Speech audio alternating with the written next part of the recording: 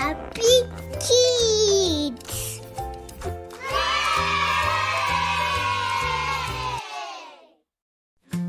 Yeah, this mama. I'm a hatalo. Dura, dura, dura. Alam hulun yayat.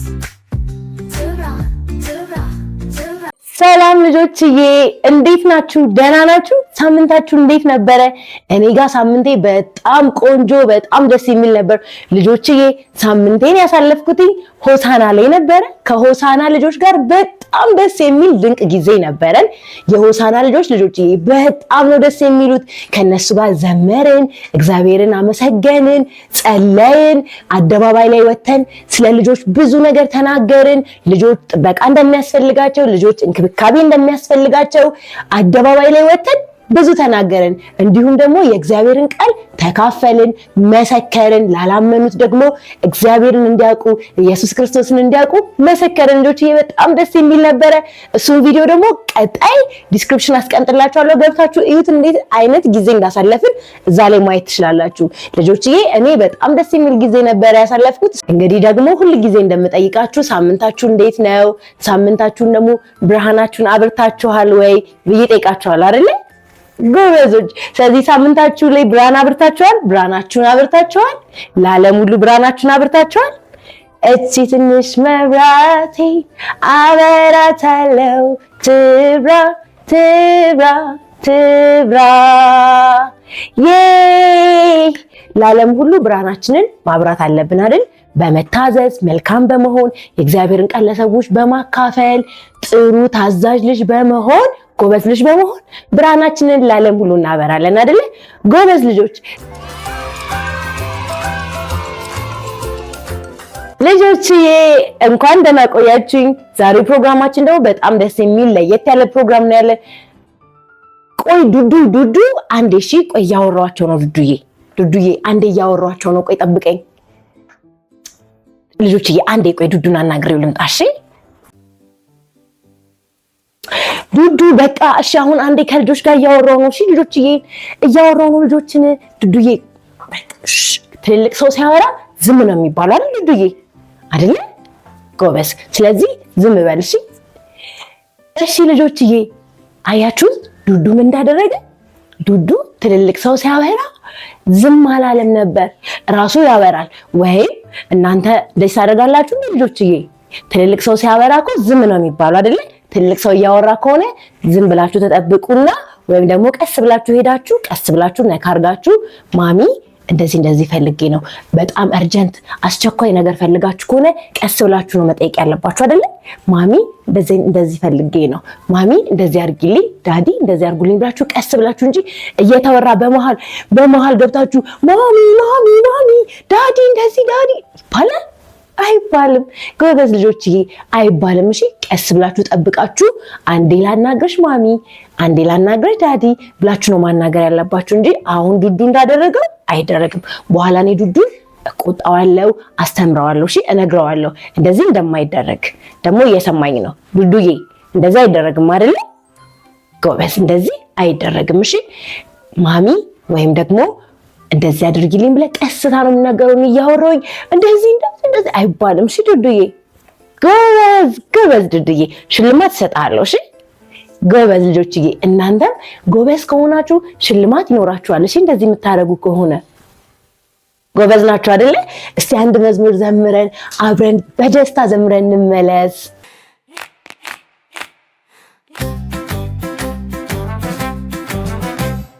ወደ እግዚአብሔር ቤት እንሂድ ሲሉኝ ደስ አለኝ፣ ቃሉን እንስማ እንሂድ ሲሉኝ ደስ አለኝ፣ ናና እንጸልይ እንሂድ ሲሉኝ ደስ አለኝ፣ ናና እንዘምር እንሂድ ሲሉኝ ደስ አለኝ፣ ደስ አለኝ።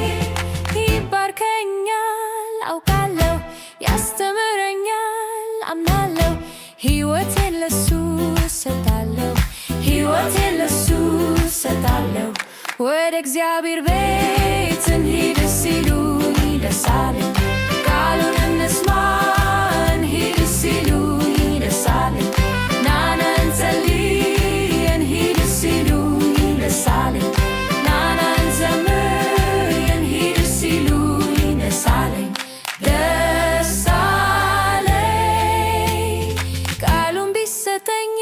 በላለሁ መንፈሱን ቢያፈስ እጠጣለሁ እንዲለውጠኝ እሻለሁ እንዲለውጠኝ ወደ እግዚአብሔር ቤት እንሂድ ሲሉኝ ደስ አለኝ ቃሉን እንስማ እንሂድ ሲሉኝ ደስ አለኝ ናና እንጸልይ እንሂድ ሲሉኝ ደስ አለኝ ናና እንዘምር እንሂድ ሲሉኝ ደስ አለኝ ደስ አለኝ ሸክሜን ሁሉ አወርዳለሁ ኃጢአቴን እናዘዛለሁ በእውነት ታድሼ ዳለው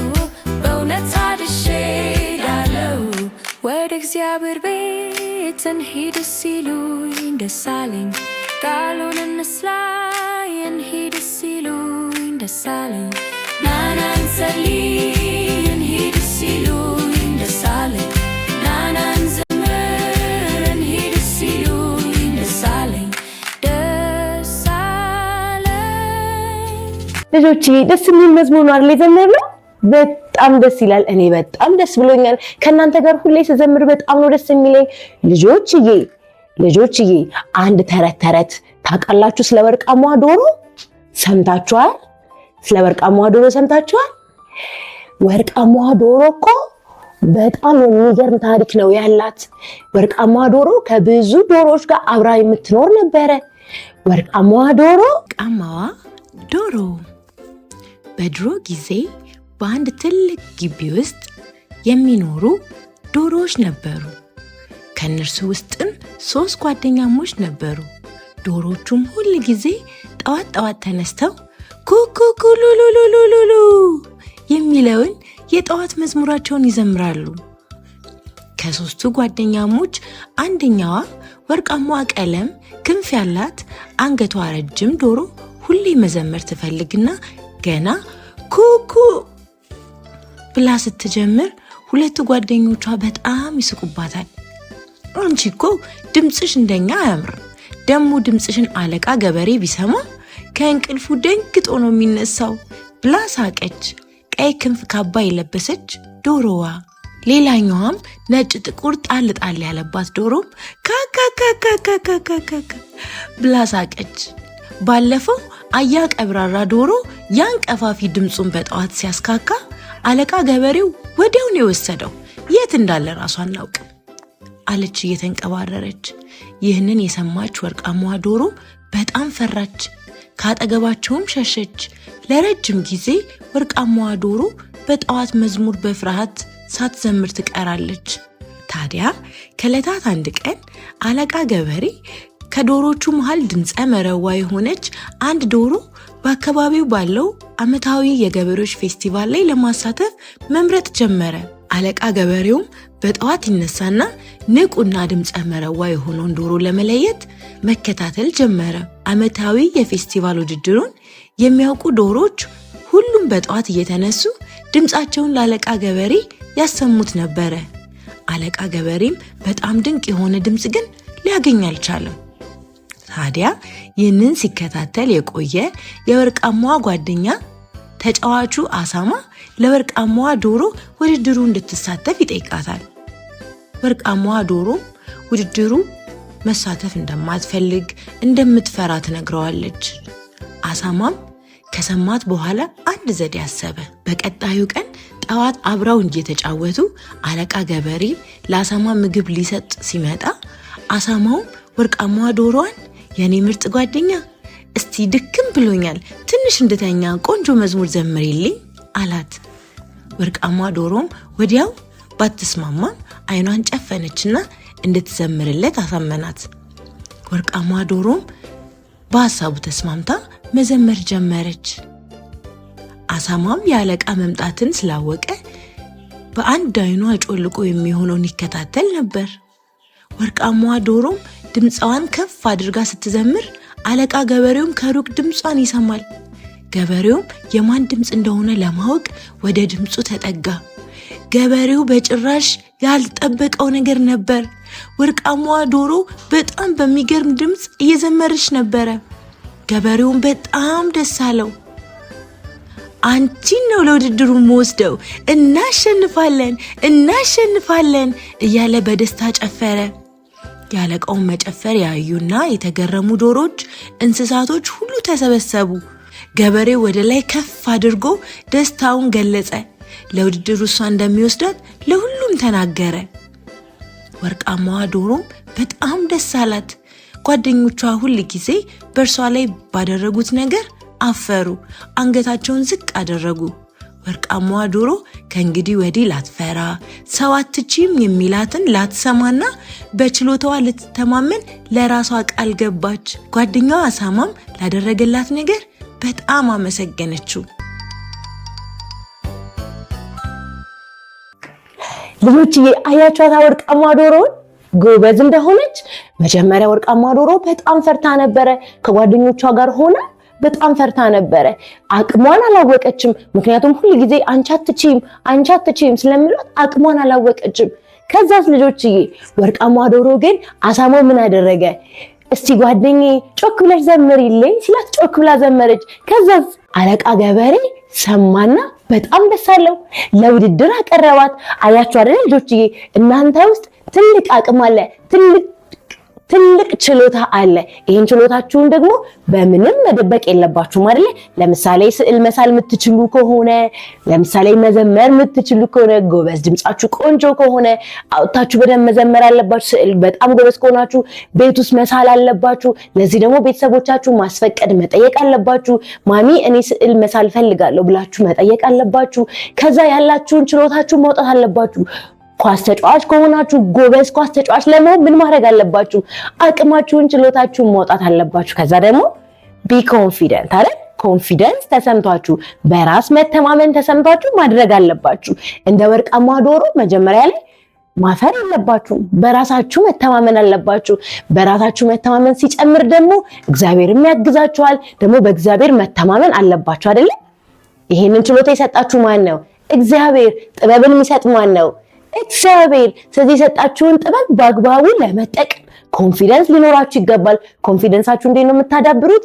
ያላችሁን ነገር በመለማመድ ትሬኒንግ በማድረግ ከዛ አሁን ካላችሁበት ችሎታ ላይ እየጨመራችሁ ጎበዞች ትሆናላችሁ። ይሄንን ማድረግ እንዳትረሱ ልጆችዬ። ለዛሬ ያዘጋጀውላችሁ ፕሮግራም ይሄ ነው።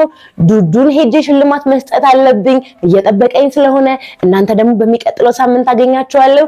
ደግሞ ልጆችዬ ይሄ ቪዲዮ ገና ስትጀምሩ ሰብስክራይብ አድርጋችኋል።